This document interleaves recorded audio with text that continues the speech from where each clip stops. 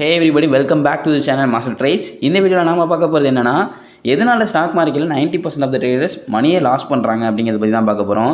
இந்த ஸ்டேட்மெண்ட்டை கேட்டோடனே நீங்கள் கொஞ்சம் ஷாக் ஆகலாம். பட் இந்த ஸ்டேட்மெண்ட்டை நான் சொல்லலை, இந்தியாவிலே one of the leading stock புரோக்கரான ஜெரோதாவோட CEO நிதின் காமத் தான் இந்த ஸ்டேட்மெண்ட்டை சொல்லியிருக்காரு.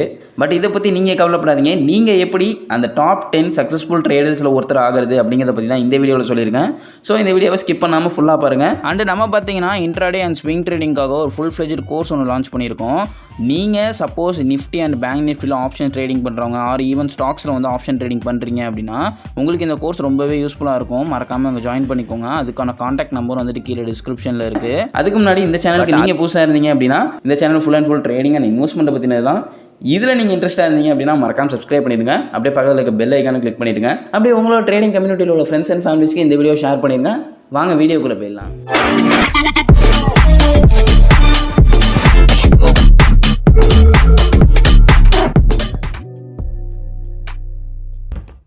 ட்ரேடர் ஸ்டாக் மார்க்கெட்டில் மணியை லூஸ் பண்ணுறதுக்கான முதல் காரணம் என்னென்னா லேக் ஆஃப் நாலேஜ்.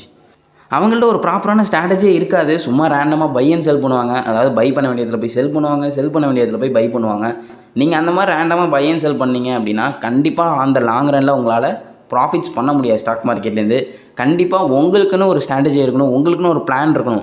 அதாவது நீங்கள் ஒரு ட்ரேட் எடுக்கிறதுக்கு முன்னாடி எதனால் நான் அந்த ட்ரேட் எடுக்கிறேன், இதில் நான் எவ்வளோ தூரம் ப்ராஃபிட் எக்ஸ்பெக்ட் பண்ணுறேன், எவ்வளோ தூரம் லாஸ் எக்ஸ்பெக்ட் பண்ணுறேன் அப்படிங்கிறத கிளியர் அண்ட் கட்டாக இருந்துடணும். அதுதான் சுருக்கமாக சொல்ல போனால் ஸ்ட்ராட்டஜி அப்படின்னு சொல்லுவாங்க. சில பேர் ரேண்டமாக பை அண்ட் செல் பண்ணியே ப்ராஃபிட்ஸ் எடுப்பாங்க.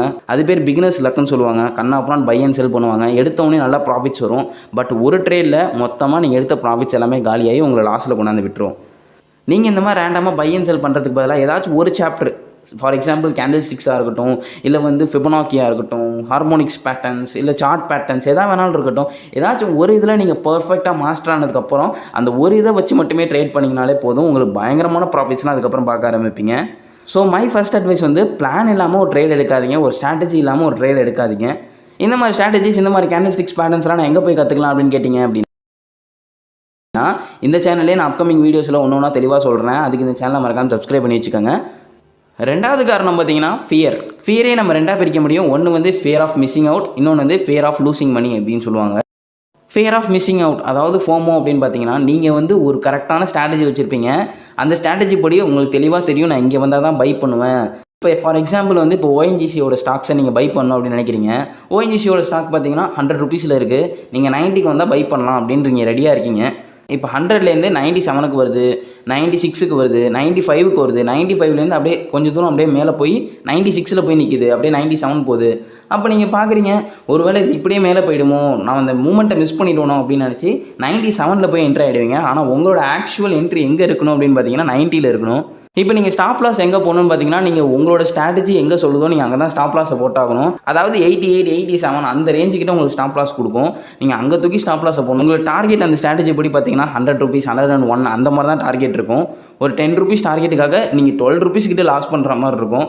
ஸோ தட் எப்போவுமே வந்து உங்களோட என்ட்ரி பாயிண்ட் அதுனா அங்கே வர வரைக்கும் வெயிட் பண்ணுங்கள்.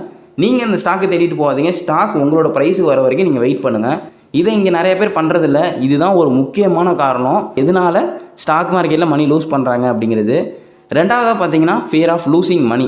இப்போ சில பேர் பார்த்துருப்பீங்க, ஒரு பொசிஷன் எடுத்துருவாங்க, ஒரு 100 ரூபீஸில் ஓஎன்ஜிசியோட ஷேர்ஸை வாங்கிடுவாங்க, 110ல் டார்கெட் போட்டிருப்பாங்க, ஒரு 95, 97 அந்த ரேஞ்சுக்கிட்ட ஸ்டாப் லாஸ் போட்டிருப்பாங்க. இப்போ அது வந்து 110க்கு போகுதுன்னு வச்சுக்கோங்க. அவங்க 110 போகிறதுக்கு முன்னாடியே 105, 104 அந்த ரேஞ்சில் புக் பண்ணிடுவாங்க. ஒரு 100 ரூபீஸ், 200 ரூபீஸ் ப்ராஃபிட்டில் புக் பண்ணிடுவாங்க.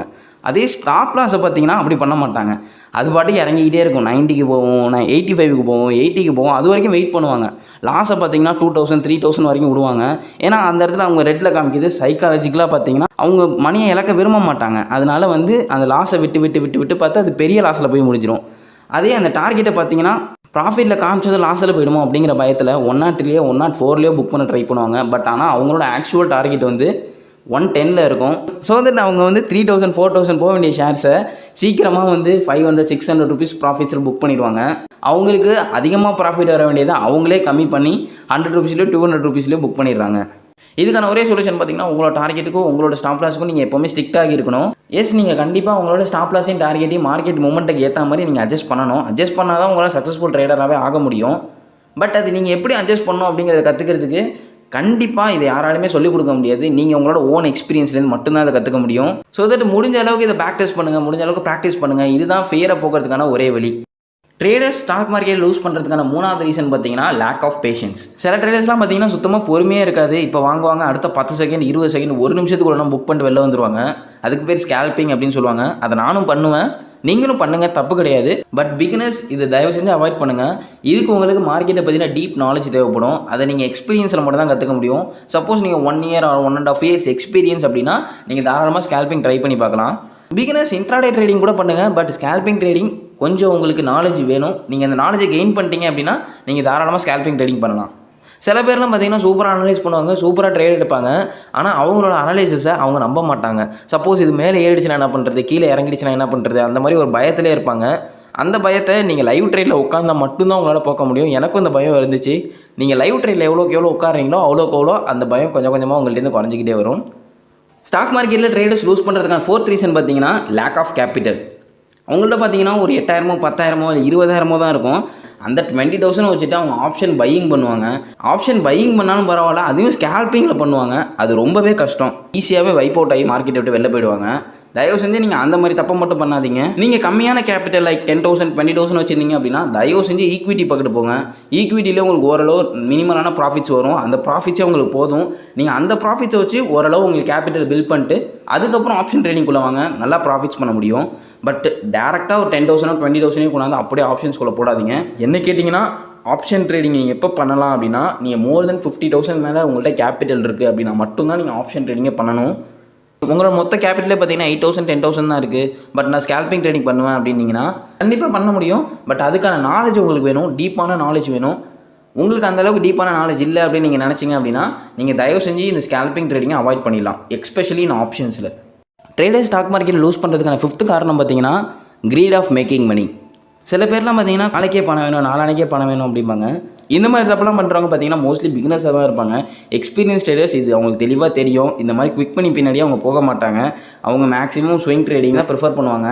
சம்டைம்ஸ் அவங்கள்ட்ட எக்ஸ்ட்ரா கேபிட்டல் இருந்துச்சுன்னா மட்டும்தான் அவங்க இன்ட்ராடே ட்ரேடிங் பண்ணுவாங்க. நான் பிகினர்ஸுக்கு அதுதான் வலியுறுத்துவேன். ஃபஸ்ட்டு நீங்கள் போய்ட்டு ஸ்விங் ட்ரேடிங்கில் பழகுங்க. கொஞ்சம் உங்களுக்கு ஓரளவு மார்க்கெட்டை புரிஞ்சுக்கிட்டதுக்கப்புறம் தான் நீங்கள் இன்ட்ராடே ட்ரேடிங், ஆப்ஷன் ட்ரேடிங் அந்த மாதிரிலாம் வரணும். ஸோ இதுதான் பார்த்தீங்கன்னா ட்ரேடர்ஸ் பண்ணுற 5வது மிகப்பெரிய மிஸ்டேக். 7வது மிஸ்டேக் பார்த்தீங்கன்னா they don't have proper risk and money management. First பார்த்தீங்கன்னா ஸ்டாப் லாஸ். ஸ்டாப் லாஸ் அப்படிங்கிறது ரொம்ப ரொம்ப ரொம்ப ரொம்ப முக்கியமான விஷயங்க. எப்போவுமே நீங்கள் கரெக்டான இடத்துல கரெக்டான பொசிஷன்ஸில் ஸ்டாப் லாஸ் போட்டு வைக்கணும். ஸ்டாப் லாஸ் போடாமல் ட்ரேடே பண்ணாதீங்க. நீங்கள் ஒரு ட்ரேடு எடுத்தீங்க அப்படின்னாலே உங்களோட ஸ்டாப் லாஸ் எது, உங்களோட டார்கெட் எது அப்படிங்கிறது உங்களுக்கு தெரிஞ்சிருக்கணும். செகண்ட் பார்த்தீங்கன்னா பொசிஷன் சைஸிங். நிறைய பேர் பண்ணுற மிகப்பெரிய தப்பு இது தான், பொசிஷன் சைஸிங். சில பேர் பார்த்தீங்கன்னா அவங்க லூஸ் பண்ணுற ட்ரேடாக பார்த்து 3 லாட்டு 4 லாட்டுன்னு ஏற்றுவாங்க. அதே அவங்க ப்ராஃபிட் வர ட்ரேடு பார்த்தீங்கன்னா 1 லாட்டு 2 லாட்டு தான் போட்டிருப்பாங்க. ஸோ இதனாலே பார்த்தீங்கன்னா உங்களுக்கு லாஸஸ் அதிகமாக வரும், ப்ராஃபிட்ஸ் கம்மியாக வரும். ஸோ ஓவராலாக பார்க்காம அவங்க லாஸில் தான் இருப்பாங்க. இதுவே எக்ஸ்பீரியன்ஸ் ட்ரேடர்ஸ் என்ன பண்ணுவாங்க அப்படின்னா அவங்களுக்கு கண்டிப்பாக இந்த ஷாக் மேலே போகுது அப்படின்னு தெரிஞ்சிச்சுன்னா அதில் லாட் அதிகமாக போடுவாங்க. ஃபார் எக்ஸாம்பிள் 10 லாட்ஸ் 20 லாட்ஸ் அப்படின்னு போடுவாங்க. அதே இது எனக்கு ஒரு மாதிரி டவுட்டாக இருக்குது அப்படின்னா அதில் கம்மியான லாட்ஸ் எடுப்பாங்க. ஸோ தட் அவங்களுக்கு லாஸ் கம்மியாக வரும், ப்ராஃபிட்ஸ் அதிகமாக வரும். ஓவராலாக பார்க்கணும் தான் அவங்க ப்ராஃபிட்ஸில் இருப்பாங்க. தேர்டு பார்த்தீங்கன்னா ட்ரேடிங் வந்து ஒரு க்ளோஸ்டு டிரான்சாக்ஷன். அதாவது நீங்கள் ஒரு ட்ரேடுக்கு போகிறதுக்கு முன்னாடியே எனக்கு ப்ராஃபிட்ஸ் வந்தால் இவ்வளோ தான் ப்ராஃபிட்ஸ் வரணும், எனக்கு லாஸ் வந்தால் இவ்வளோ தான் லாஸ் வரணும் அப்படிங்கிறத நீங்கள் ஃபிக்ஸ் பண்ணிட்டு தான் ஒரு ட்ரேடுக்குள்ளே போகணும். இப்போ ரேண்டமாக போயிட்டு ஒரு இடத்துல என்ட்ரி எடுத்துகிட்டு இது எவ்வளோ தூரம் போகுதோ அதை நான் விட்டு பார்க்குறது, எவ்வளோ தூரம் இறங்குதோ அதை நான் விட்டு பார்க்குறேன் அப்படின்னீங்கன்னா அதெல்லாம் பியூர் கேம்பிளிங். அந்த மாதிரிலாம் நீங்கள் பண்ணவே கூடாது. நீங்கள் அந்த என்ட்ரிக்கு ஒரு ரீசன் இருக்கணும், அதே மாதிரி ஒரு டார்கெட்டுக்கும் ஒரு ரீசன் இருக்கணும், ஒரு ஸ்டாப் லாஸுக்கும் ஒரு ரீசன் இருக்கணும். இதுதான் ட்ரேடர்ஸ் பண்ணுற 6வது பெரிய மிஸ்டேக். ஒரு ட்ரேடர் இது எல்லாத்துலேயுமே கரெக்டாக இருக்கார், பட் ஸ்டில் இன்னமும் ஒரு லாஸ் பண்ணிகிட்டு இருக்காரு அப்படின்னா அவருக்கு இருக்கிறது ஒரே ஒரு பிரச்சனை தான், டைம் ஃப்ரேம். சில பேருக்கு பார்த்தீங்கன்னா மார்க்கெட்டில் பயங்கரமான நாலேஜ் இருக்கும். ஆனால் அவங்க பார்த்தீங்கன்னா 1 மினிட் 3 மினிட் 5 மினிட் இந்த மாதிரி கேண்டில்ஸில் போய் ட்ரேட் பண்ணுவாங்க. அக்யூரசி ரொம்ப ரொம்ப ரொம்ப ரொம்ப கம்மியாக இருக்கும். சிம்பிளாக சொல்ல போகணுன்னா நீங்கள் எவ்வளோக்கு எவ்வளோ அதிகமான டைம் ஃப்ரேம் போகிறீங்களோ அவ்வளோக்கு அவ்வளோ உங்களுக்கு அதிகமான அக்யூரசி இருக்கும். நீங்கள் எவ்வளோக்கு எவ்வளோ கம்மியான டைம் ஃப்ரேம் வரீங்களோ அவ்வளோக்கு அவ்வளோ உங்களுக்கு அக்யூரசி கம்மியாகும். நீங்கள் 1 மினிட் கேண்டிலில் போட்டுட்டு நீங்கள் ப்ராஃபிட்ஸ் எடுக்கிறத விட நீங்கள் லாஸ் எடுக்கிறது தான் அதிகமாக இருக்கும். நீங்கள் இதுக்கு முன்னாடி பண்ண எல்லா ஸ்டெப்பையும் கரெக்டாக பண்ணிட்டு இது ஒன்று நீங்கள் தப்பாக பண்ணிங்கனாலே போதும், நீங்கள் முன்னாடி பண்ண எல்லா ஹார்ட் ஒர்க்கும் வேஸ்ட்டாக போயிடும். இதுதான் இருக்கிறதுலே ரொம்ப ரொம்ப முக்கியமான கீ பாயிண்ட். உங்களோட டைம் ஃப்ரேமை சேஞ்ச் பண்ணுங்கள். உங்களோட டைம் ஃப்ரேமை சேஞ்ச் பண்ணிங்கனாலே போதும், நீங்கள் பாதி ப்ராஃபிட்ஸ் அடைஞ்சிட்டிங்க அப்படின்னு தான் அர்த்தம். மீதி கொஞ்சோண்டு உங்களோட சைக்காலஜியில் தான் இருக்குது. அந்த சைக்காலஜியை நீங்கள் தான் ட்ரைன் பண்ணி கொண்டு வரணும். த்ரூ ப்ராக்டிஸ்டிங் அண்ட் ப்ராக்டிசஸ் மூலமாக தான் இந்த மாதிரியான விஷயத்தை நீங்கள் கற்றுக்க முடியும். இன்னொரு விஷயம் இதை நல்லா மைண்டில் வச்சுக்கோங்க, நீங்கள் ட்ரேடில் பை பண்ணுறதும் செல் பண்ணுறதும் 20% ஆஃப் த டைம் தான். மிச்சம் 80% ஆஃப் த டைம் நீங்கள் சும்மா தான் உட்காரணும். அதுக்கு நீங்கள் முதல்ல பழகுங்க. உங்களுக்கு பொறுமை இல்லை அப்படின்னா ட்ரேடிங் உங்களுக்கு சூட் ஆகாது. இதுக்குள்ளே நீங்கள் வர வேண்டாம். இந்த வீடியோலேருந்து நீங்கள் ஒரு யூஸ்ஃபுல்லான இன்ஃபர்மேஷன் தெரிஞ்சிருப்பீங்க அப்படின்னு நம்புறேன். இந்த வீடியோ உங்களுக்கு பிடிச்சிருந்துச்சுன்னா மறக்காம லைக் பண்ணிடுங்க. அப்படியே உங்களோட ட்ரேடிங் சர்க்கிள் உள்ள ஃப்ரெண்ட்ஸ் அண்ட் ஃபேமிலிஸ்க்கு இந்த வீடியோ ஷேர் பண்ணிடுங்க. அப்புறம் இந்த சேனலுக்கு சப்ஸ்கிரைப் பண்ணுறதை பற்றி கன்சிடர் பண்ணுங்கள். அடுத்த வீடியோவில் உங்களை சந்திக்கிற வரைக்கும் this is Kannan signing off from master trades.